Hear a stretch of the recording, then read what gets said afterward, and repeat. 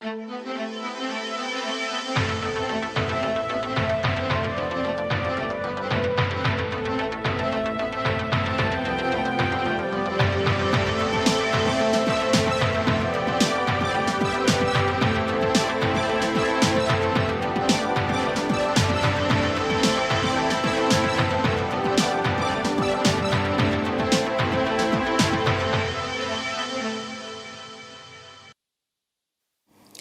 welcome to News Now on TV360 Nigeria. I am Esther Vese.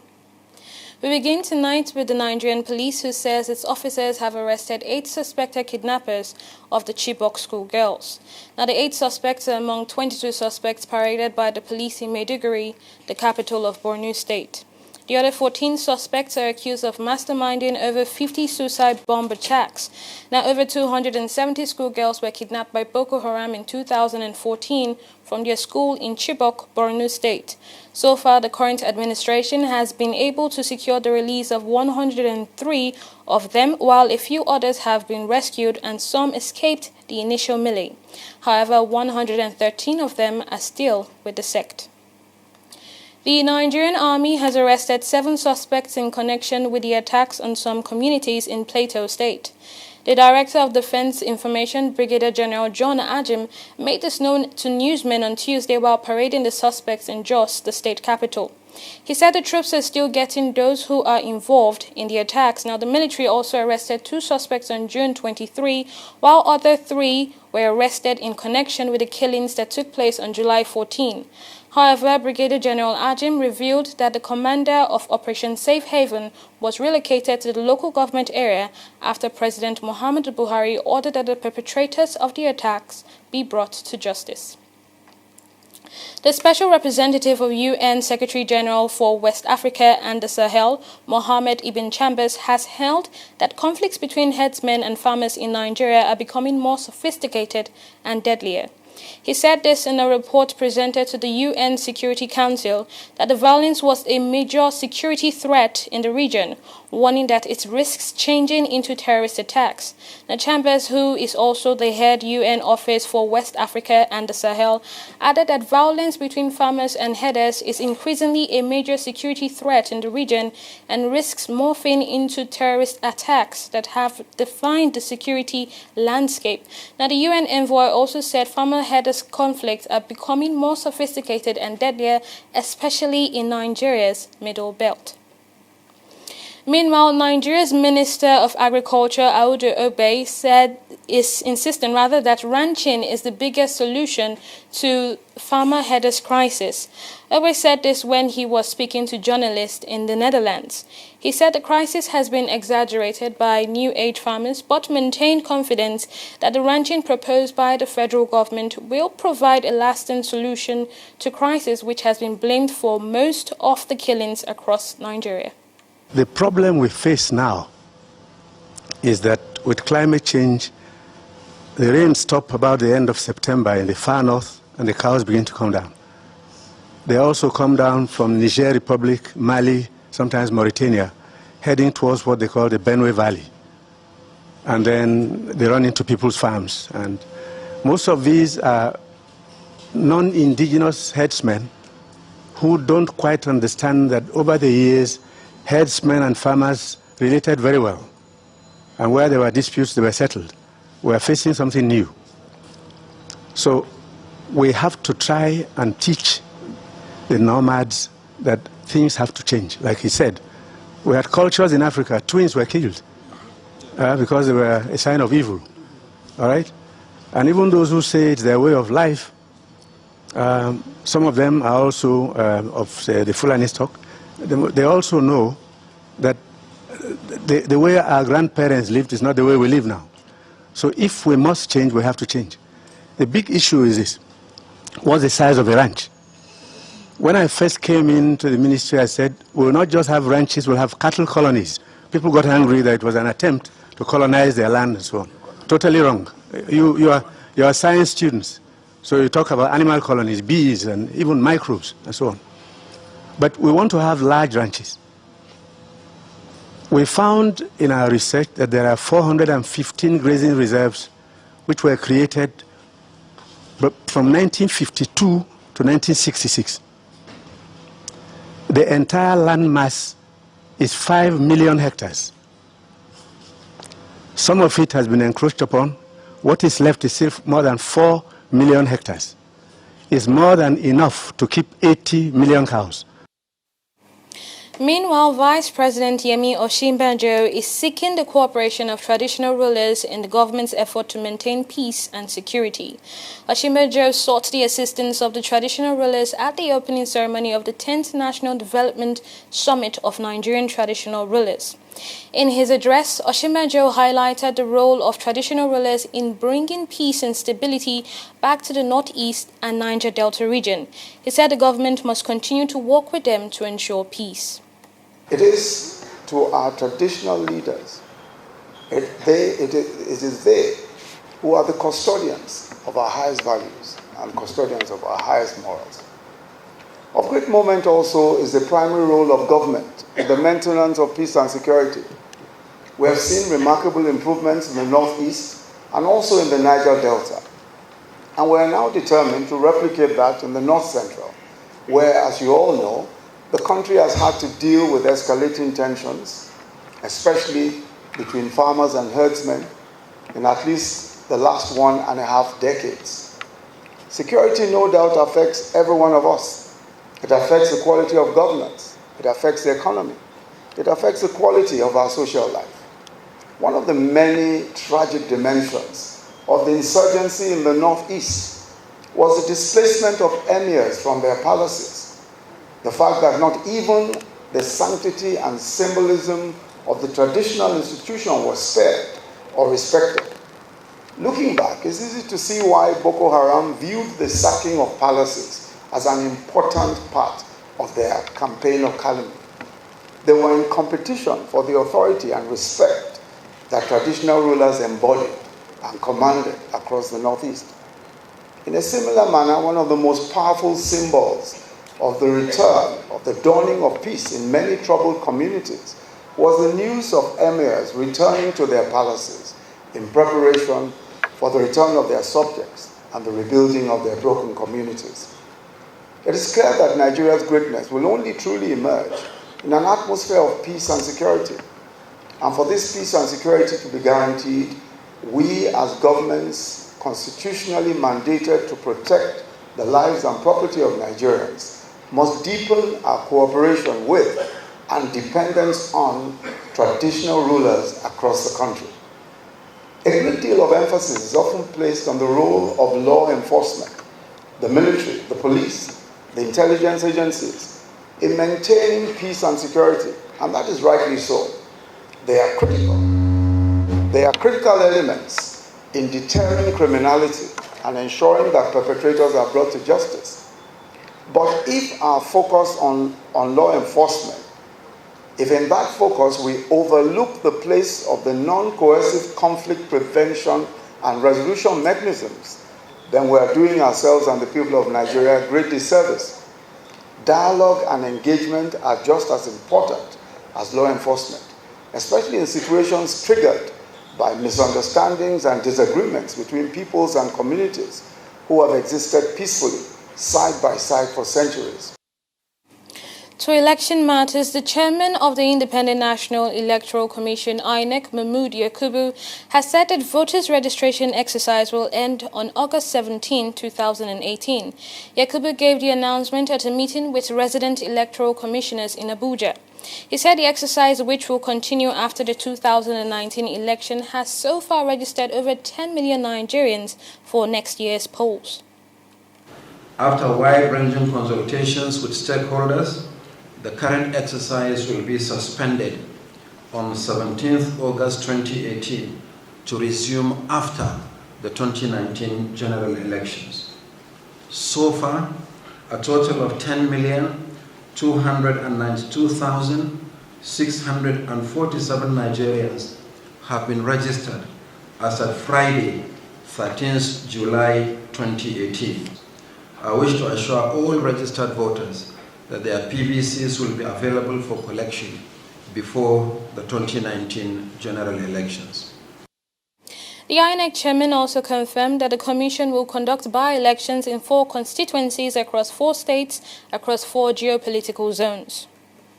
These by-elections will offer the commission yet another opportunity to fine-tune our processes and procedures in preparation for the Osun State governorship election and ultimately the 2019 general elections.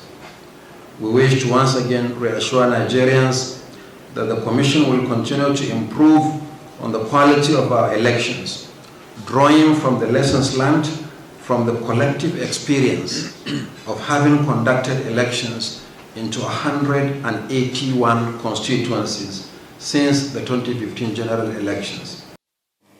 Meanwhile, members of the Ekiti State House of Assembly have condemned and rejected the result of last Saturday's governorship election as declared by the Independent National Electoral Commission.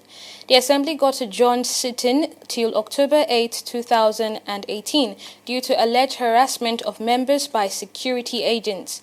Now, the adjournment followed a motion moved by a member of House, Akinyele Olatunji. He condemned the harassment of Governor Ayodele Fayose, the People's Democratic Party leader across the state, and members of the State Assembly by security men. Kayode Fayemi was declared winner of the polls after securing 12 of the 16 local government areas in the state ahead of PDP's candidate Kolakbo Olushola, who won the other 4. President Muhammadu Buhari has concluded his visit to the Netherlands with a meeting with staffers of the Nigerian embassy. At the meeting, President Buhari thanked the officials at the embassy for being worthy ambassadors. While in the Netherlands, President Buhari delivered the keynote address at the 20th anniversary of the Rome Statute of International Criminal Court, ICC, where he canvassed support for the ICC with jurisdiction over serious cases of corruption and illicit financial flows by state actors. The president used the occasion of his speech at the anniversary to assure the international community of a free, fair and peaceful 2019 general election in Nigeria. The Federal Ministry of Health has launched a new program to help bridge gaps that have hindered the National Primary Healthcare Development Agency from providing technical support and assistance to states. At the launch of the technical support program in Abuja on Tuesday, the Minister of Health, Isaac Adewale, called it a structured and more responsive platform for technical support to end the agency's years of inability to effectively deliver support to states. He said the new structure will see an increase in the funding from 18% to 64%. As part of the program, NPCDA will establish a Leadership Development Academy to build a team of highly skilled personnel in-house that are able to lead and coordinate the delivery of technical assistance to states in short term, and the academy will also serve to develop a pool of NPCDA staff who will emerge as model employees and change agents across the agency. In addition, the Leadership Development Academy will evolve into a PhD development center to build the capacity of the health workforce across the 36 states and the FCT. In his remarks, the Executive Director, Faisal Shuaib, decried the increasing cases of shortage of technical support across the 36 states and the Federal Capital Territory. He expressed optimism that the new program will address that shortcoming. The Federal Ministry of Health and NPACDA is collaborating with Solina Health with funding from the Bill and Melinda Gates Foundation to develop a structured and coherent technical support program that will enable the agency to effectively deliver the required technical support to states in the delivery of primary health care services. The technical support program is thus designed to facilitate the effective delivery of support to state primary health care boards. This program presents all states a platform that can be leveraged for states' technical capacity requirements across all PHC building blocks.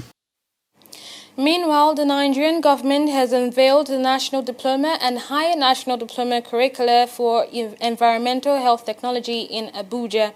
The curricula is primarily to align the technologists to their proper role of providing support to the scientific and administrative head of the profession. It aims to develop critical skills and the ability to identify and evaluate environmental health hazards and investigate related sources in order to implement identified corrective measures. Curricular development has a broad scope because it is not only about the school, the learners, and the teachers. It is also about the development of the society in general. In today's knowledge, curriculum development plays a vital role in improving the economy of a country. It also provides answers or solutions to the world's pressing conditions and problems, such as the environment, politics, socio-economic, and other issues of poverty, climate change, and sustainable development. An effective curriculum provides teachers, students, administrators, and community stakeholders with a measurable plan and structure for delivering a quality education and the attendant public service dividend. The essence of this very curriculum is that the sanitary inspector who served Nigeria very meritoriously and assisted in the health industry in environmental beautification and disease control was left out in the grading of our knowledge. So we are so thoroughly trained, but in the certification, people will be asking if you want to go to school, for instance, what is the type of certificate you are holding? So our certificate was more of a bridge between professional certificate and academic certificate. So, and people in academia and indeed in the labor industry understands the skills certified academically before the professional certification, which we were lacking. So at that level, we now said, okay, it is left for us now to join. Justice Aloysius Katsina Alu, former Chief Justice of Nigeria, is dead. Katsina Alu reportedly died at an orthopedic hospital in Abuja in the early hours of Wednesday. Before his demise, he headed the Nigerian judiciary between 2009 and 2011. The 76-year-old succeeded Justice Idris Kutigi as Chief Justice of Nigeria, CJN, in December 2009. He took over the mantle of leadership of the judiciary within the period that late President Umaru Yar'Adua, who was critically ill, failed to hand over to the then Vice President Goodluck Jonathan, a situation that made the then CJN Kutigi to perform the swearing-in ceremony on behalf of the absent president. You're still watching News Now on TV360 Nigeria. Up next is News in Business. Please stay with us.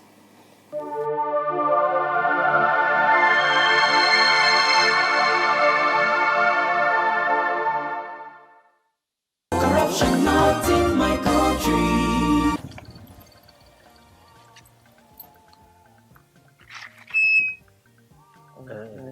Now, yeah? Yes, Oga.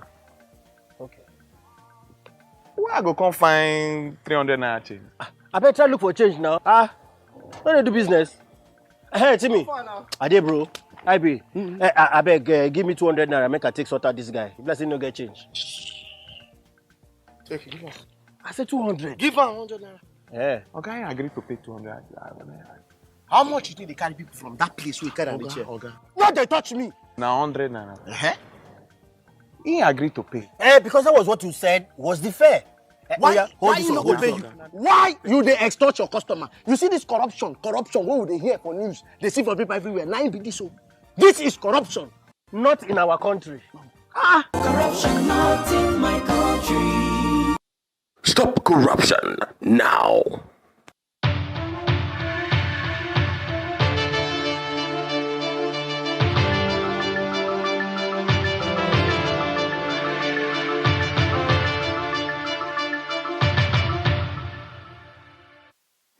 We're focusing on news in business now. I am Annetta Felix.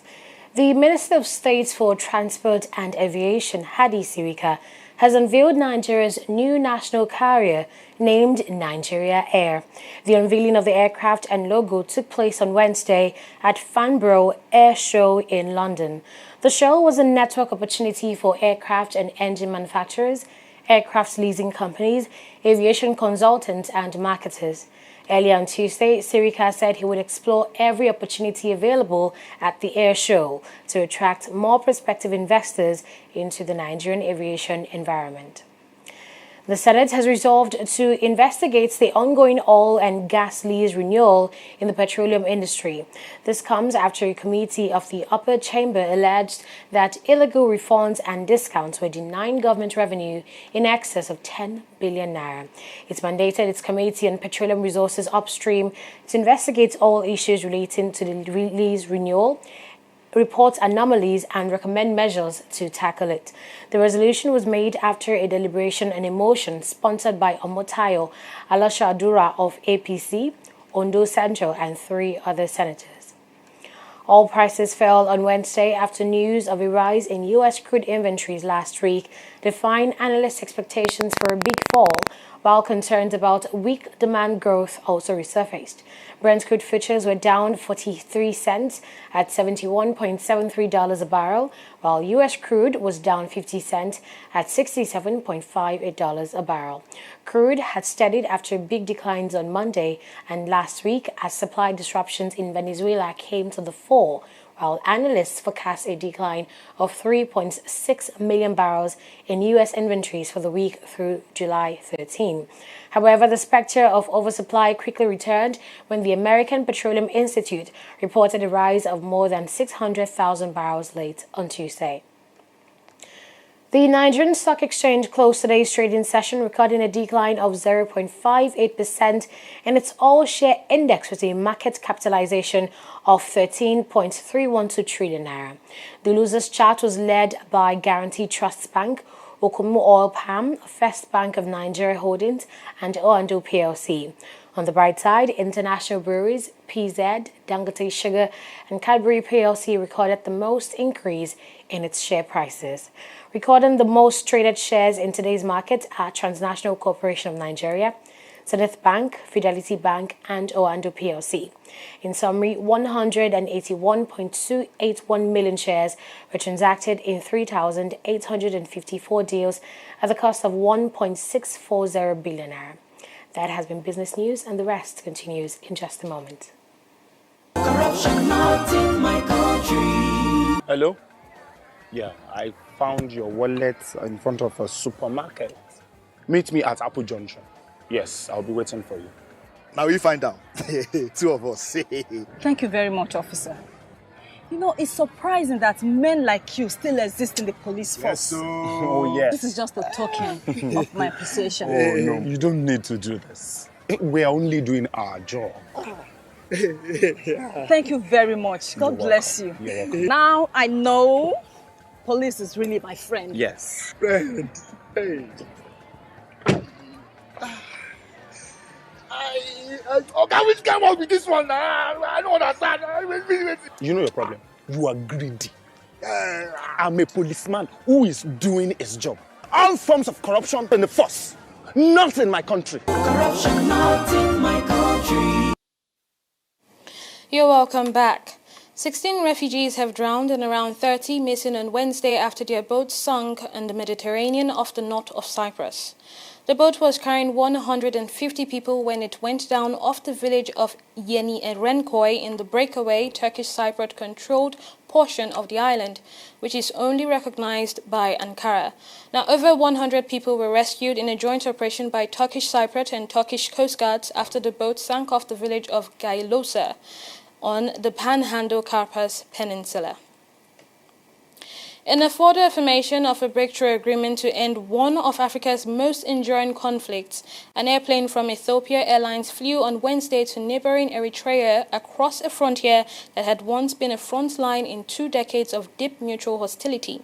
Flight 312 left Addis Ababa, the Ethiopian capital, at 9 a.m. local time for Asmara, the capital of Eritrea, just 9 days after the 2 countries announced the formal end of the state of war that followed a bloody conflict over their shared border. The war raged from 1998 to 2000 and claimed 80 lives, but a peace deal was never fully implemented. The newest agreement announced on July 9 has been depicted by analysts as the harbinger of an unfamiliar stability or renewed vitality in the Horn of Africa, a region known for seemingly intractable disputes stretching back to the Cold War era. Moving on to sports, Nigeria will host the 2021 West African Football Union Cup, and that's according to sponsors Fox Sports. In a statement on his website, Fox Sports Africa confirmed that the country will host the third edition of the regional football fiesta in September 2021. Before then, the sponsors revealed that the second edition of the biennial tournament will be staged in Senegal in September 2019. Liverpool are close to smashing the transfer world record of a goalkeeper. A fee of €75 million has reportedly been agreed between themselves and Roma for Brazilian stopper Alisson. The clubs are said to be close to reaching an agreement over the structure of the deal, with arrangements being made for the 25-year-old Brazilian international's medical. Chelsea had been reported to be determined to beat Liverpool to the signing of the Roma goalkeeper, but the Anfield side appears set to beat the Blues to his signature. Thierry Henry is quitting his job as a pundit for Sky Sports in order to focus on a career in management. The Arsenal great has been one of Sky's most high-profile pundits for several years, but has also worked as an assistant coach for Belgium since 2016 and helped the team reach the semi-finals of the World Cup.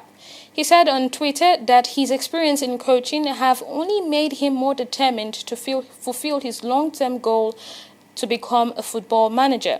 Now, Henry did not say whether he currently has any job offer as a coach. He, however, expressed interest in the Arsenal job when Arsene Wenger stepped down but was not one of the final candidates. Well, that's it on News Now. You can watch some of our programs on our website at www.tv360nigeria.com, or you can download our app on Play Store, and it is TV360 Nigeria. Now watch us on Facebook at facebook.com/TV360online. Follow us on Twitter at twitter.com/TV360 Nigeria. We are live on YouTube at youtube.com/TV360 Nigeria. And we are also on Google Plus, and our handle is TV360 Nigeria. Thank you very much for watching. I am Esther Vese.